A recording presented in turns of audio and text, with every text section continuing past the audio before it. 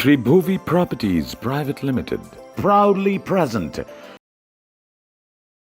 నమస్తే, welcome to వ్యూహం media. POCSO కేసులో అరెస్టు చేయకుండా నోటీసులు ఇవ్వడం ఏంటి అనే అనుమానాలు చాలా మందికి అనిపిస్తున్నాయి. ఎందుకంటే ఇంతవరకు కూడా హోంమంత్రి బండి సంజయ్ కుమారుడు సాయి భగీరథ్ని ఇప్పటి వరకు కూడా అరెస్టు చేయడం పైన తెగ అనుమానాలు వ్యక్తమవుతున్నాయి. ఎందుకంటే దాదాపుగా ఫోక్సో కేసు అనేది డైరెక్ట్గా అరెస్టు చేయాలి. ఫోక్సో కేసు పెట్టడం అది ఎంత దారుణమైనటువంటి దారుణం జరిగితేనే ఖచ్చితంగా ఫోక్సో కేసు అనేది పెడతారు. ఎవరైతే బాధిత కుటుంబాలు ఉన్నాయో, బాధిత కుటుంబ తల్లిదండ్రులు వారిద్దరూ మరి సాయి భగీరథ్ పైన ఆరోపణలు చేసి విత్ ప్రూఫ్స్తోని మరి కేసు పెట్టడం అయితే జరిగింది. గత 4 రోజుల నుంచి 4 రోజుల ముందు నుంచి కూడా ఈ విషయము చాలా వరకు సోషల్ మీడియాలో హైలైట్ అవుతుంది. కానీ ఇప్పటి వరకు కూడా మన తెలంగాణ గవర్నమెంట్ పోలీసులు మరి రియాక్ట్ అవ్వకపోవడం, రియాక్ట్ అయినా కూడా అది ఎప్పుడు జరిగింది ఏంటి అని ఆలోచించాలి. కనీసం ఒక 24 hours ఒక కేసు అనేది మన ఏ పోలీస్ స్టేషన్కైనా ఒక కేసు అనేది వచ్చిందంటే మినిమం 24 అవర్స్లో ఖచ్చితంగా యాక్షన్ తీసుకోవాలి. యాక్షన్ తీసుకొని దానిపైన విచారణ చేసి 1-2 డేస్లో దాన్ని ఖచ్చితంగా ప్రొలాంగ్ చేయాల్సిన అవసరం ఏంటి అసలు అర్థం కాని పరిస్థితి. నిందితుడు ఏదైతే ఉన్నాడో సాయి భగీరథ్, ఆయన పైన మరి ఆరోపణలు వచ్చాయా, అది ఎంతవరకు వాస్తవం అని ఆలోచించి మరి దీనిపైన యాక్షన్ తీసుకోవాల్సిన పోలీసులు నిన్న వెళ్ళి అంటే దాదాపు 4 రోజుల తర్వాత మన తెలంగాణ పోలీసులు వెళ్ళి కరీంనగర్లో ఎవరైతే నిందితుడు ఉన్నాడో వాళ్ళ ఇంటికి వెళ్ళి విచారణకు రమ్మని పిలిచారట. దీనిపైన చాలా మంది న్యాయ నిపుణులు షాక్ అవుతున్నారు. ఎందుకంటే 4 రోజుల తర్వాత 4 రోజుల వరకు మన తెలంగాణ గవర్నమెంట్ ఎందుకు ఎవరి కోసం ఎవరి మాటలు విని ఆగిపోయి ఉంటారు? అసలు ఎందుకు ఫోక్సో కేసు అనేది మామూలు విషయమా?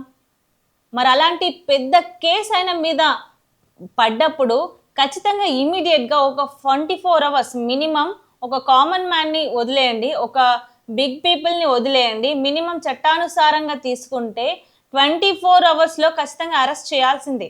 అప్పుడు విచారణ కన్నా పిలవాల్సింది. 4 రోజుల తర్వాత అంటే ఈ 4 రోజులు మరి ఏం మాయమాటలు చెప్పి మరి ఏం చేయాలనుకున్నారు, ఏం చేస్తారు, దీని వెనుక ఎవరున్నారు, ఎందుకు 4 రోజుల వరకు ఆగాల్సి వచ్చింది?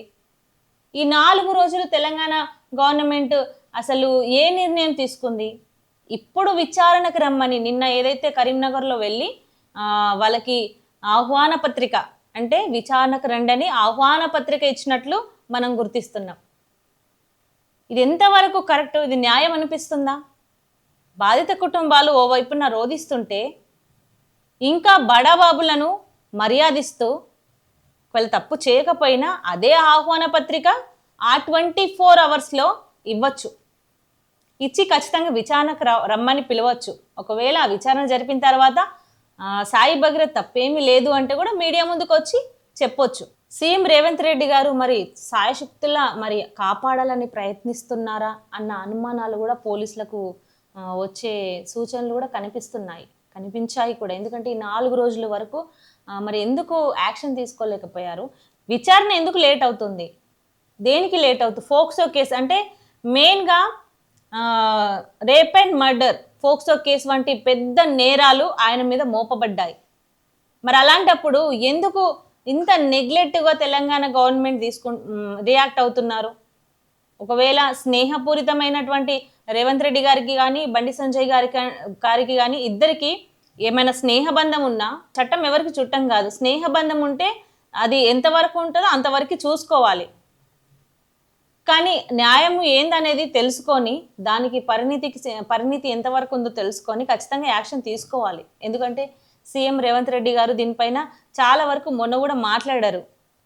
ఎంత పెద్ద బడాబాబులైనా సరే ఖచ్చితంగా విచారణ జరపాలి, ఖచ్చితంగా తీసుకొచ్చి అరెస్ట్ చేయాలి అని గట్టిగా చెప్పిన వార్తలు కూడా వినబడుతున్నాయి. మరి అలాంటప్పుడు అది ఆచరణలో ఎందుకు పెట్టట్లేదు సీఎం రేవంత్ రెడ్డి గారు? తెలంగాణ గవర్నమెంట్ పోలీసులు ఇప్పటి వరకు కూడా యాక్షన్ తీసుకోకుండా నిన్న వెళ్ళి విచారణకు రమ్మని పిలవడం, దీని వెనుక ఎవరైనా హస్తం ఉందా? ఎందుకు ఇంకెవరైనా కాపాడే ప్రయత్నం చేస్తున్నారా? ఇంతవరకు కూడా ఏం రెస్పాండ్ అవ్వట్లేదు. అయితే నాన్ బెయిలబుల్ కేసు పైన ఇది పెట్టడం నిజంగా ఎంతవరకు కరెక్ట్? ఇది దేశ చరిత్రలోనే అదుపులో తీసుకొని తెలంగాణ గవర్నమెంట్ ఖచ్చితంగా న్యాయం చేయాలి. దీని మీద ఇది జరుగుతుంది అని అప్డేట్ అనేది కూడా సోషల్ మీడియాలో పెట్టాలి. 4 రోజుల వరకు ఆపివేసి నిన్న కరీంనగర్కి వెళ్ళి అసలు ఆహ్వాన పత్రిక ఇవ్వడం ఏంటి అని చాలామంది పోలీసులకు కూడా ఇలా మర్యాదపూర్వకంగా పిలవడం వల్ల పోలీసులకు కూడా ఎన్నో అనుమానాలు కూడా కలిగిస్తున్నాయి. ఎందుకంటే రేవంత్ రెడ్డి హస్తం ఏమన్నా ఉందా, ఏమన్నా కాపాడే ప్రయత్నం చేస్తున్నాడా ఏంటి అని చాలా వరకు అనుమానాలు అయితే దారితీస్తున్నాయి. ఇది ఎంతవరకు పోతుంది ఏంటి అనేది కూడా అర్థం కాని పరిస్థితి. ఒకవేళ నిజంగా తప్పు చేస్తే ఎలాంటి శిక్ష పడుతుంది? పోక్సో కేసు అనేది డేంజరస్ కేసు. సో ఇలాంటి నింద వేసుకున్న హోంమంత్రి కొడుకు మరి తదుపరి ఏ నిర్ణయాలు తీసుకోబోతారు, ఎలా ఉండబోతుంది, ఖచ్చితంగా శిక్ష పడాల్సిందే అని చాలా మంది కూడా ముందుకొస్తున్నారు. నిన్న బండి సంజయ్ కూడా నా కొడుకు తప్పు చేస్తే ఖచ్చితంగా ఊరుకోను, వదిలిపెట్టను, నేను కాపాడే ప్రయత్నం చెయ్యను అని గర్వంగా చెప్పినటువంటి మాటలు కూడా మనం మీడియాలో చూస్తున్నాము. మరి అదే రీతిగా నిజంగా తప్పు చేస్తే మరి ఎలాంటి చర్యలు తీసుకుంటారు, మరి ఎలా జరగబోతుంది అనేది అర్థం కాని పరిస్థితి. మీకేమనిపిస్తుందో కింద కామెంట్ చేయండి. చూద్దాం ఇంకేం జరుగుతుందో. చూస్తూనే ఉండండి వ్యూహం మీడియా.